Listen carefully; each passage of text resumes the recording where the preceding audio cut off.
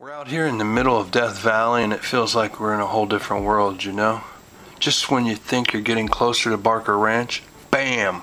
Goler Wash throws us a curveball and we're stuck at the bottom, going nowhere fast. But then, like something out of a movie, Roger and Peg show up in their Jeep.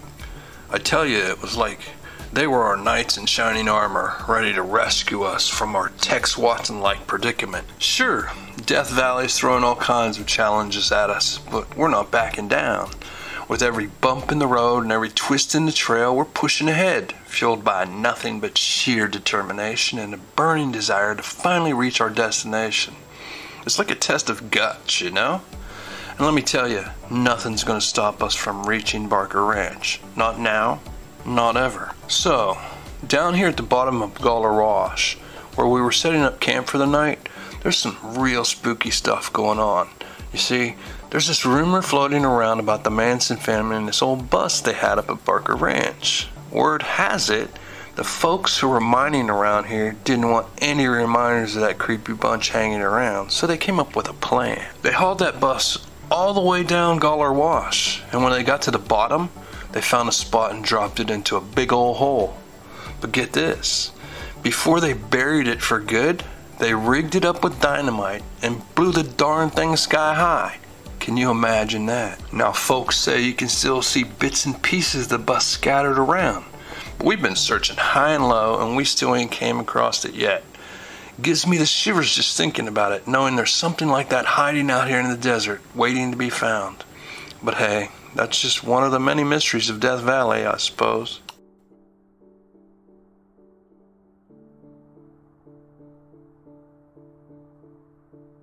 Come up here in a car. No. You have a real hard time on the bus. They turn it on.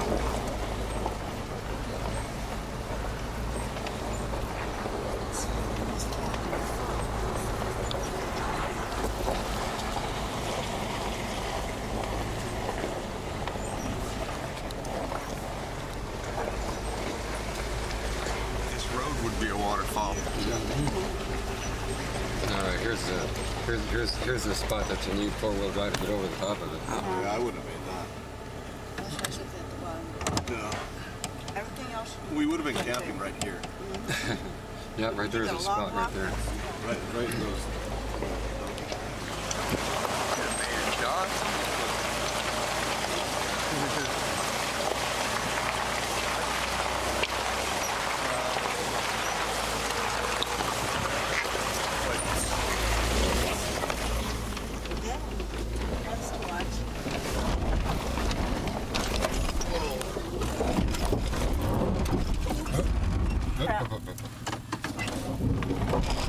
Hang on. Stuck in that hole. Hang on.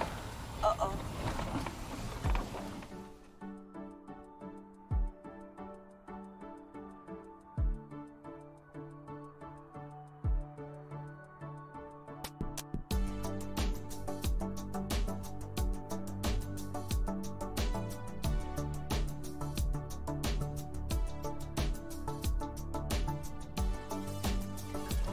He don't fuck around. He just takes off, don't he? You're on camera. You got it, Roger. You got it. Yeah. You got it. You did it. And you're on video too, man. A couple times. Huh? A couple times. We finally conquered the roughest patch of the road, feeling like we're on top of the world.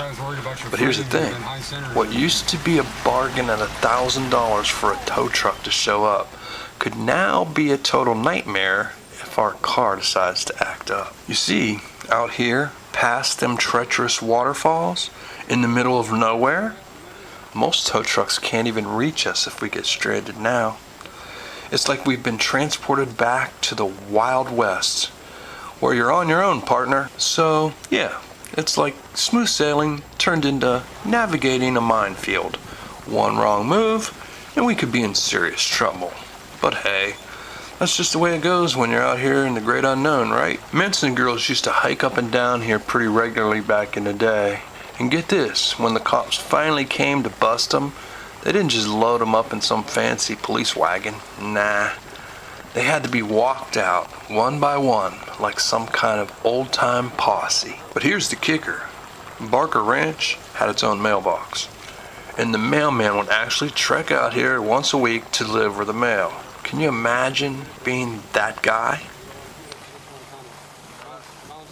Their spokesperson was wearing a western shirt and blue jeans and a cowboy-style felt hat.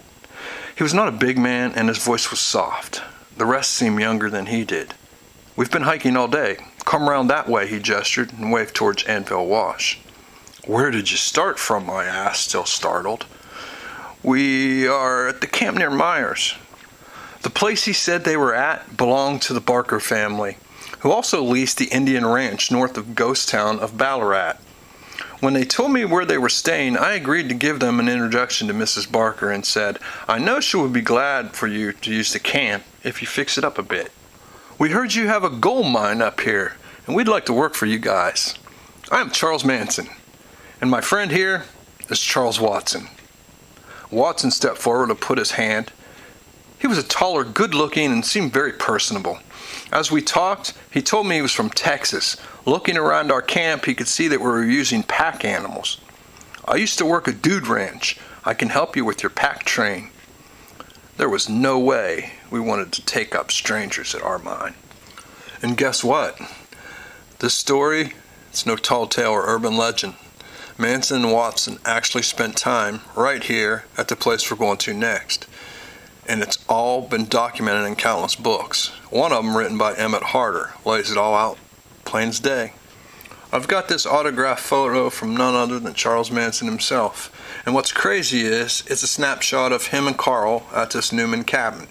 If you look real close, you can actually see the cabin in the background through the window of the van. And let me tell you, this place has got some serious history. There used to be a photo floating around showing the front door of the cabin. And get this, carved right in the wood were the signatures of none other than Tex, Watson, and Charles Manson. I mean, talk about eerie, but cool, right? So our next pit stop on the Manson family vacation trip, the Newman cabin. Now you might miss it if you're not paying attention, because out here, the road signs are about as reliable as a broken compass. Hey, you got my magic marker?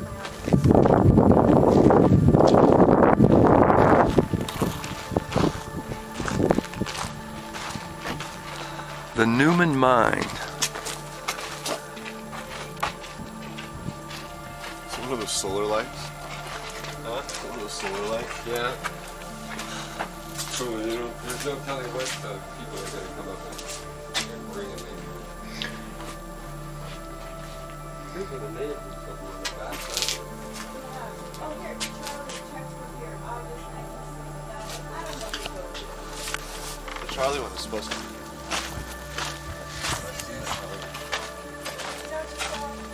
No. It was carved into the back side of the door. Oh, okay. I mean, it was like he took a knife and Yeah. See, and that door I don't think he used a Sharpie. hasn't been that long ago. They put that door in there. No, that It was on, and I think it was the front door too.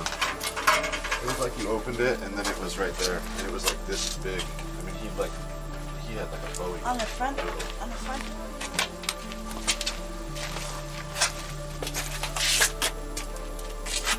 See, what happened here is somebody took the door, and somebody else put another door in, because this isn't original.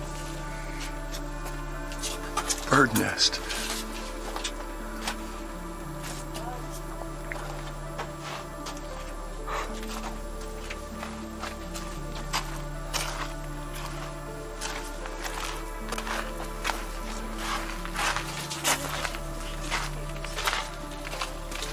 There's propane though. That works too.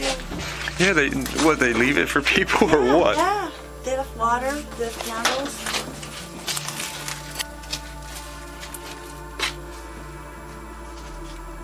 Today, 12.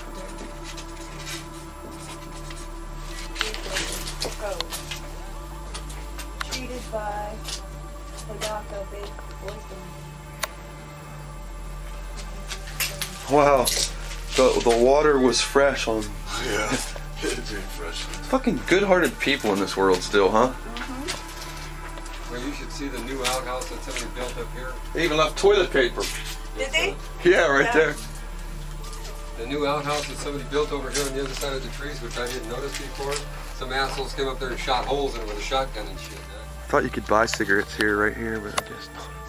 Heck, if they had them over at Valrec there, it'd probably be $15 a pack. If I brought them there, I would make them $15 a pack.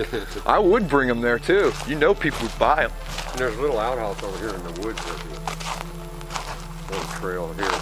It's the old original one. Yeah, the other one up there is the new one.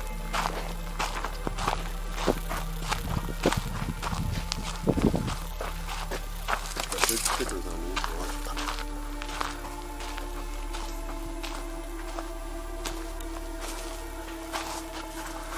Well, it's pretty well used.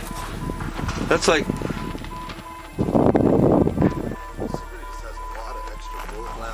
Yeah. So as we're chilling around the campfire shooting the breeze last night, someone brings up this wild story about the Manson family. Apparently, they were up to some shady business around here. So get this, there was a plane crash, right? No one got hurt, thankfully, because all 5 guys on board managed to parachute to safety. But here's where it gets really interesting. The Manson crew supposedly swooped in on the crash site 10 years later and started snatching stuff up. Now get this, that plane, it was a government plane, flown by the CIA back in 1958. Can you believe it? So, you start thinking, what the heck were they taking from that wreckage, and why? It's like something out of a spy novel, man. I'm not sure if anybody from the CIA ever went back to check out the crash site. Not that I know of anyway. But others have, and there are pictures of this plane, and the plane still exists here today. Just knowing there was a government plane crash out here raises a whole bunch of questions with me. How did the Manson family even find out about it? Did someone spill the beans, or were they just really good at stumbling onto secrets? And then there's the speculation. Did they snag some top secret CIA intel from that wreckage? Was Manson some sort of undercover spy, like a real life James Bond? I mean, it's enough to make your head spin, right?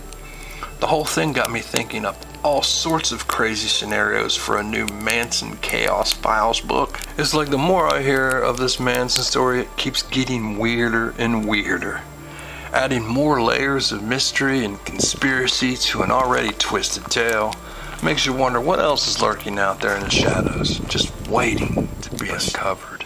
Let's talk about our driver here, Roger. He seems like the regular guy, right? I mean, most people wouldn't give him a second glance. But here's the thing, Roger actually been around the Manson scene for quite some time. Yeah, I know, it's a shocker. Turns out, he's been quietly lurking in the background, knowing more about Manson than most folks could ever imagine.